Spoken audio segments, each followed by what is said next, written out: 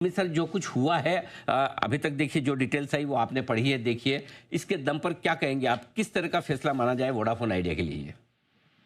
Anil ji, I think overall telecom sector पूरे ecosystem के लिए, कंज्यूमर्स के लिए अच्छी खबर है, क्योंकि एक कहीं ना कहीं डाउट हो रहा था वोडाफोन को कि एज अ गोइंग कंसर्न रहेगी कि नहीं रहेगी। लेंडर्स के लिए भी अच्छी न्यूज़ है, क्योंकि और ऑप्शंस मिलेंगे फंड रेज के, डेट साइड पे भी, और कहीं कभी ना कभी उनको एक अच्छा इक्विटी इन्फ्यूजन, एक स्ट्रेटेजिक पार्टनर लाना पड़ेगा, जो कि एक कमी रही है पिछले कुछ सालों से। और क्योंकि इंटरेस्ट कवरेज रेशियो बहुत वीक था, तो एक एक कहीं ना कहीं डाउट बन रहा था कि कंपनी गोइंग कंसर्न रहेगी कि नहीं रहेगी।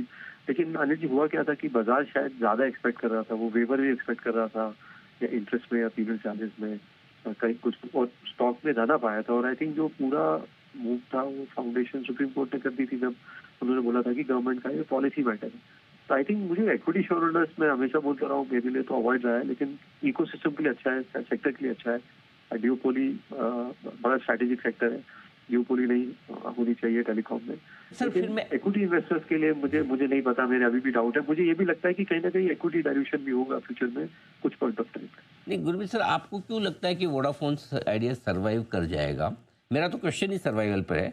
अगर 5 साल बाद 10 साल में 88,000 करोड़ रुपए इनको देने हैं आपको लगता है वोडाफोन आइडिया दे पाएगा इतने।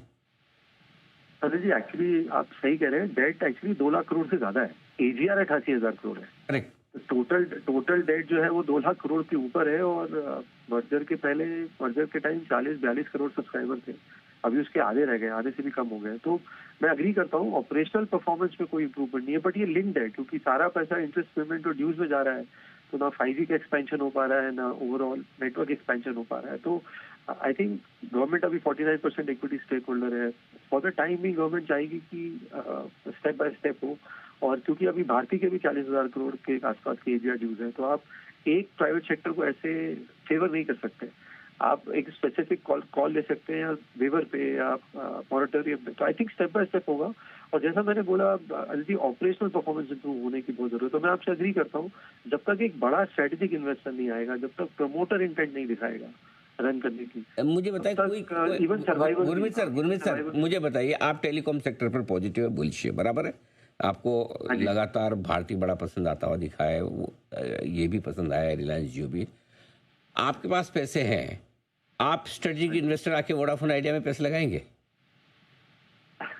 मुश्किल है नहीं। एग्जैक्टली एग्जैक्टली मेरा बिल्कुल। पॉइंट वही है। अगर 88,000 करोड़ का ये पैसा 2 लाख करोड़ का बाकी डेट अगर दिखता है मैं समझो वोडाफोन हूँ या मैं कोई एक्स मैं छोड़ो मैं तो एलन मस्क और स्पेस एक्स वाला मालिक हूँ टेस्ला का मालिक हूँ। मैं तो दुनिया का सबसे अमीर आदमी हूँ वन ऑफ द रिचेस्ट ठीक है मेरे पास पैसे की कमी नहीं फिर भी मैं क्यों डालूँ वोडाफोन आइडिया में। मैं अग्री करता हूँ। ये एक आप ये बोल सकते हैं कि आप डिले कर रहे हैं इनएविटेबल को।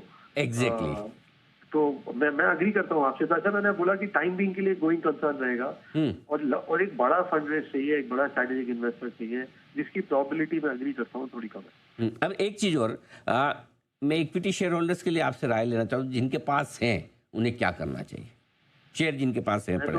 मैं अनिल जी, मैं शुरू से बहुत क्लियर हूँ इस पे कि जहाँ ऑपरेशनल परफॉर्मेंस वीक हो, ये news based low value stocks पे रिटेल को एक लेसन ले लेना चाहिए। ये येस बैंक में भी मिला है, ये वोडाफोन में भी मिला है, ऐसे कई सारे केसेस हैं। जब तक कंपनी ऑपरेशनली ट्रैक पे नहीं है, ये न्यूज बेस्ड से आप ट्रेडिंग कर सकते हैं, आप इन्वेस्ट नहीं कर सकते। तो मेरा शुरू से ये रहा है कि वोडाफोन को 6 से 10 रुपए के ट्रैक करने में लोग भारतीय मिस कर गए 4x, जो हुआ 500-600 रुपए से। तो मैं अभी भी सलाह दूंगा कि भारतीय पे फोकस रखें। अभी जियो का भी आईपीओ आना है, उस आईपीओ से मुझे लगता है भारतीय में थोड़ी और री रेटिंग आनी चाहिए। कैश फ्लो जल्दी है, हर साल 40,000 करोड़ के फ्री कैश फ्लो जनरेट कर रहा है, और इंक्रीमेंटल कैपेक्स कम होता जा रहा है। जो जो पैसा 4G के लिए लगा था उससे कम में 5G हो अभी रहा है। प्रॉब्लम क्या है कम गुरमीत cash flow सर आपका पॉइंट तो सही है कि वोडाफोन की जगह भारतीय एक आपको ध्यान है एक ये जिम्बाब्वे करके देश जो क्रिकेट भी खेलता है एक हाँ बार जी। उसमें इन्फ्लेशन 17,000% पहुंच गया था इन्फ्लेशन। तो वहाँ पे होता तो ये था कि लोग है ना वो थैले में भर के नोट ले जाते थे सब्जी हाँ खरीदने जी। के लिए और पॉकेट में सब्जी लेके आते थे। बिल्कुल सर। अब इतना सारा वोडाफोन आइडिया बेच के कितना भारतीय मिलेगा मुझे ये बताइए। अगर किसी के पास लाख वोडाफोन आइडिया बेचेंगे तो कुछ 10-20 भारतीय आएंगे। अब क्या होने वाला है उससे सर। नहीं अनिल जी, मुझे ये देखना चाहिए कैपिटल की वैल्यू परसेंटेज से नहीं देखनी चाहिए, यहाँ से इंक्रीमेंटल रिटर्न से देखनी चाहिए। तो वो जापान में एक कहावत है, अगर आप गलत ट्रेन में चढ़े हैं तो जितनी जल्दी उतरेंगे उतनी जल्दी वापस आएंगे। तो अगर गलती है उसको एडमिट करिए और दूसरी जगह इन्वेस्ट करिए, मैं तो यही कहूँगा। अच्छा, एक और जरा सवाल, आखिरी सवाल सर आपसे, क्या कोई रास्ता है, देखो अभी तक जो दिख रहा है वो तो आपने पूरा विश्लेषण किया, कहीं ऐसा तो नहीं कि अंदर से कोई ऐसा रास्ता निकल के आ जाएगा कि अरे ये चोर दरवाजे से ये हेल्प जा रही है, या कोई एक नया रास्ता निकला है, ऐसा होने पे क्या वोडाफोन आइडिया की किस्मत फिर से पलट कर ऊपर आ सकती है? Anil ji, tactically trading opportunity शायद बन जाए, प्रोबेबिलिटी लो है और बहुत कैपिटल इन्फ्यूजन चाहिए, और कैपिटल इन्फ्यूजन के साथ लंबा रनवे चाहिए, इंटेंट चाहिए। मुझे लगता है आपको इंक्रीमेंटली पॉलिसी रिलीफ देखने को मिलेंगे कंपनी में, और गवर्नमेंट का फोकस मुझे लगता है सर्वाइवर पे ज्यादा है। और मेरा ये मानना है कि इक्विटी डाइल्यूशन भी होगा, जो जैसे येस बैंक में हुआ था। वो आप लोग 600 से 20 रुपए देखते हैं, वो ये नहीं देखते कि जब इक्विटी डाइल्यूशन हो तो कितने शेयर पे कितने शेयर बने, क्योंकि जो भी कैपिटल इन्फ्यूज करेगा वो हेयर कट मांगेगा। अगर भी जब कभी भी स्ट्रेटेजिक इन्वेस्टर आता है तो इक्विटी डाइल्यूशन भी होगा, ऐसा मेरा मानना है। तो मुझे तो ऑड्स नहीं लगते, और मेरी सलाह यही होगी कि आप अगर टेलीकॉम में निवेश करना चाहते हैं तो भारती बेटर ऑप्शन। बिल्कुल ठीक बात है। तो फिलहाल आपकी राय यही है कि इक्विटी इन्वेस्टर्स थोड़ा दूर है, जो अपना लिमिटेड नुकसान वहन कर सकते हैं वो नुकसान ले लें, एग्जिट कर लें, यही बेहतर होगा, राइट सर? बिल्कुल सर। बिल्कुल, धन्यवाद गुरमीत सर, आपने तुरंत विश्लेषण दिया। एक अच्छी बात गुरमीत सर ने बोली कि कंपनी जल्दी से अभी बंद नहीं होने वाली, जिंदा रहेगी।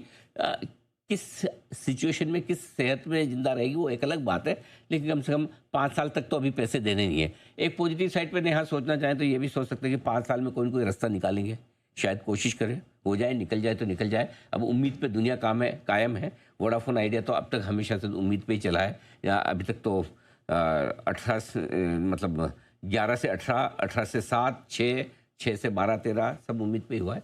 अब देखिए आगे उम्मीद कहाँ ले जाती, क्या कुछ करती है, लेकिन फिलहाल ये है वोडाफोन आइडिया।